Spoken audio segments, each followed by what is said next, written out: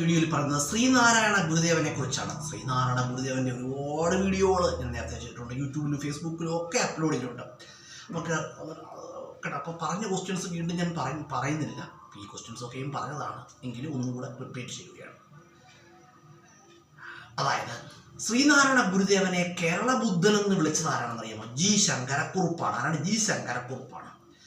ശ്രീനാരായണ ഗുരുദേവനെ രണ്ടാം ബുദ്ധൻ എന്ന് വിശേഷിപ്പിച്ചത് ആര് തന്നെയാണ്? ജി ശങ്കരക്കുറുപ്പാണ്. ആരാണ്? ജി ശങ്കരക്കുറുപ്പാണ്.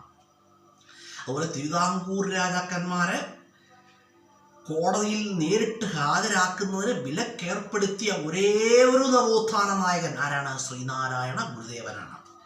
അതുപോലെ ശ്രീനാരായണ ഗുരുദേവന്റെ ജീവിതത്തെ ആസ്പദമാക്കി മലയാളത്തിൽ ഇറങ്ങിയ സിനിമയാണ് യുഗപുരുഷൻ. സംവിധായകൻ PA ബക്കറാണ്. അതുപോലെ പറയുകയാണ്, വളരെ പ്രധാനപ്പെട്ട ക്വസ്റ്റ്യനാണ്, ഏറ്റവും കൂടുതൽ ജീവചരിത്രങ്ങൾ രചിക്കപ്പെട്ട മലയാളി ആരാണ്? ശ്രീനാരായണ ഗുരുദേവനാണ്. ജീവിച്ചിരിക്കുമ്പോൾ തന്നെ പ്രതിമ സ്ഥാപിക്കപ്പെട്ട മലയാളി ആരാണ്? ശ്രീനാരായണ ഗുരുദേവനാണ്. ശ്രീനാരായണ ഗുരുദേവന്റെ പ്രതിമ ആദ്യമായിട്ട് സ്ഥാപിക്കപ്പെട്ട സ്ഥലം കണ്ണൂരിലെ തലശ്ശേരിയാണ്. അതുപോലെ ശ്രീനാരായണ ഗുരുദേവനെ ആദ്യമായിട്ട് പെരിയസ്വാമി എന്ന് വിളിച്ചത് ആരാണ്? ഡോക്ടർ പൽപ്പുവാണ്. ഡോക്ടർ പൽപ്പുവാണ് ശ്രീനാരായണ ഗുരുദേവനെ ആദ്യമായിട്ട് പെരിയസ്വാമി എന്ന് വിശേഷിപ്പിച്ചത്. അതുപോലെ ശ്രീനാരായണ ഗുരു തപസ്സനുഷ്ഠിച്ച ഗുഹകൾ ഏതാണെന്നറിയാമോ? മരുത്വ മലയിലുള്ള പിള്ളത്തടം ഗുഹകൾ. SNDPയുടെ ആജീവനാന്ത പ്രസിഡന്റ് ആരാണ്? SNDPയുടെ ആജീവനാന്ത president Sreenarayana ഗുരുദേവനാണ്.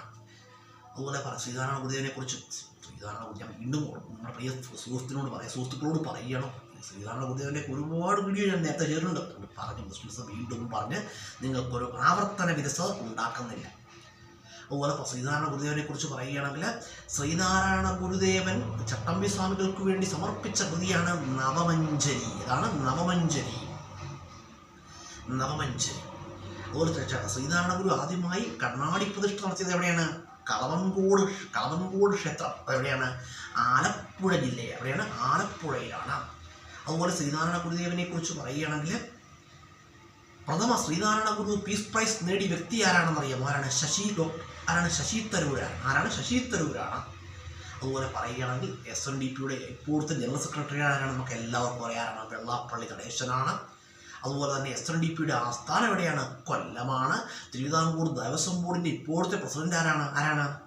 K. Jayakumar IAS ആണ്. K. ജയകുമാർ IAS ആണ്.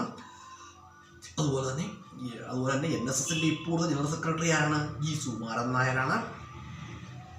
അതുപോലെ തന്നെ കറണ്ട് അഫയേഴ്സിലൂടെ പറഞ്ഞുതരാം.